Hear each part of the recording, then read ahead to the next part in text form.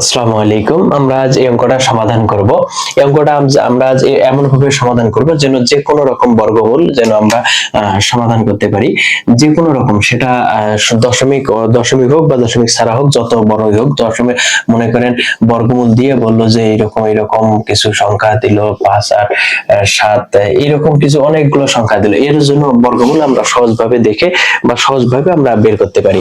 আমরা সেই প্রক্রিয়াটার নাম শিখবো হচ্ছে ভাগ প্রক্রিয়া। এটা ক্লাস 6 7 এর বই আছে এই প্রক্রিয়াটা। এটার নাম হচ্ছে কি প্রক্রিয়া? ভাগ প্রক্রিয়ায় বর্গমূল।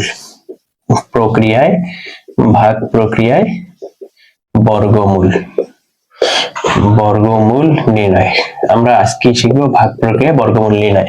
একটা অঙ্ক শিখবো, এটা অঙ্ক দিয়ে আমরা সারা জীবনের জন্য যেন আমাদের বর্গমূল নির্ণয় করার জন্য অন্য কোনো বই শেখা লাগে না। এখন কি আছে আমাদের 10 1 1 7.15। হ্যাঁ, দশমিকের সময়ের নিয়ম হচ্ছে দশমিকের ডান পাশের গুলো আলাদা করবো, বাম পাশের গুলো আলাদা করবো। দশমিক না থাকলে ওই একই সবকিছু। তাহলে দশমিকের ডান পাশে দুইটা দুইটা ঘর করে নেবো আমরা, সবগুলোকে দুইটা দুইটা। এটা দুইটা ঘর, এটা চলে গেল। তাহলে এটা দুইটা দুইটা, এখানে দুইটা নেই, তার মানে একটা নিলাম। এখন যতটা থাকবে, এখানে যদি দুইটা থাকতো আমরা কি করতাম, যে এমন বর্গ সংখ্যা নিতাম যেন হচ্ছে কাছাকাছি যায়। যেমন হচ্ছে আমরা যদি 3 নিতাম, 3 3 এখানে 9 নামাইতাম। আমরা হচ্ছে যদি হচ্ছে 4 নিতাম, 4 4 16 আমাদের নাম তো বেশি হয়ে যেত। তার মানে 4 নেওয়া যাবে না, আমাদের 3 নেওয়া লাগতো। কিন্তু আমাদের 10 নেই, আমাদের আছে কত? আমাদের আছে হচ্ছে 1। তাহলে এককে 1, তাহলে কত হয়? এখানে 0 হয়। এই সংখ্যাটা এখানে যদি শূন্যটা নামায়, এটা কিন্তু সংখ্যারই শূন্য ছিল 10,000। এই শূন্যটা দিয়ে কিন্তু একটা হাজার বেশি হয়ে গেছে। একটা মানে শতক এক ঘর বেশি হয়ে গেছে এক ঘর। তাহলে এই শূন্যটার অবশ্যই মূল্য আছে। তাহলে এই শূন্যটা যদি এখানে নামাই, তারপর যদি 1 দেই, এই শূন্যটার মূল্য থাকে না। সুতরাং এই শূন্যটা আমরা এখানে নিয়ে গেলাম। তাহলে এবার কি হলো? আমরা হচ্ছে 1 নামাইলাম। এখন এখন আমাদের নিয়ম হচ্ছে এই সংখ্যাটা ডাবল এখানে নিতে হয়। 10 দুগুণ 20। এখন এইটা সংখ্যা দিয়ে আমরা গুণ করব। এখন 20 নিচে, এখানে মাত্র 1 আছে। তার মানে আমাদের একটা 1 যদি নামাই, এখন আমরা এখানে তাও দেখা যায় যে এখানে চেয়ে এটা ছোট। তাহলে আমরা 7 নামাইলাম। তার মানে আমরা দুইটা সংখ্যা আমাদের নামার কথা, কিন্তু আমরা এটা তো এ ঘর তো নামাইছি, এই ঘরে দুইটা একবারে নামাইছি। তার মানে এখানে যদি একবারে দুইটা নামানো হয় পরের ঘরে, তাহলে আমরা একটা শূন্য বেশি দেব।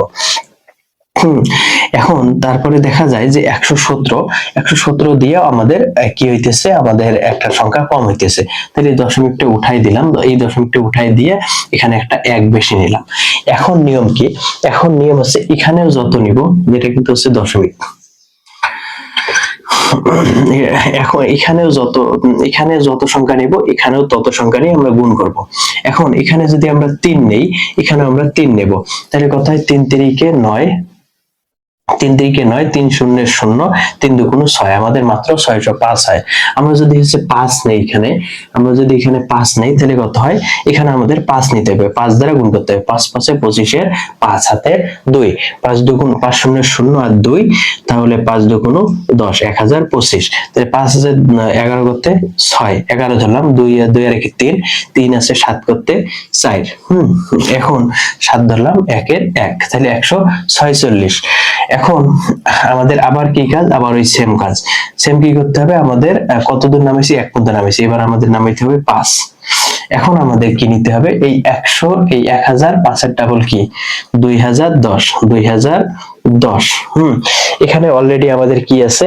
14,465, আর আমাদের ভাগ করতে হবে 2000 দিয়ে। তার মানে আমাদের আর একটা শূন্য নেওয়া লাগতেছে। কোন শূন্য নিলাম? দশমিকের জন্য একটা শূন্য বাড়তি করে নিলাম। এখন কারণ আছে আমাদের দশমিকের 2 ঘর পর্যন্ত গেলেই এনাফ।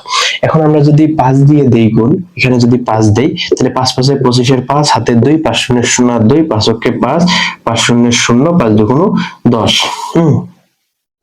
তার মানে আমাদের হচ্ছে কত হয়ে যাচ্ছে? 5 5 25 এর 5 হাতের 2, 5 0 0 আর 2, 5 কে 5, 5 0 0, 5 2 10, 5 2 10। তাহলে কত হচ্ছে? 10,000 একক দশক শতক হাজার অযুত লক্ষ, 1,05,25 একক দশক শতক হাজার অযুত। তাহলে আমাদের বেশি হয়ে যাচ্ছে। হ্যাঁ, এখন আমাদের কি করতে হবে?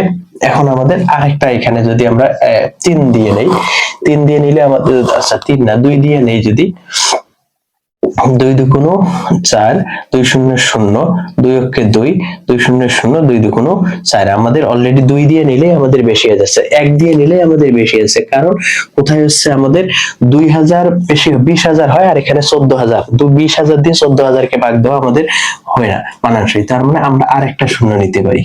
আরেকটা শূন্য নিলে আমাদের তখন আমরা যদি 5 দিয়ে দিতাম তাহলে তো আমাদের 10 হয়ে যেত। আমরা 8 দিয়ে যদি দিই একবারে, তাহলে 8 দিয়ে দিলে 8 8 64, 4 হাতের 6, 8 শূন্য শূন্য আর 6, 8 8 অক্ষে 8, 8 শূন্য শূন্য, 8 দুগুণ 16।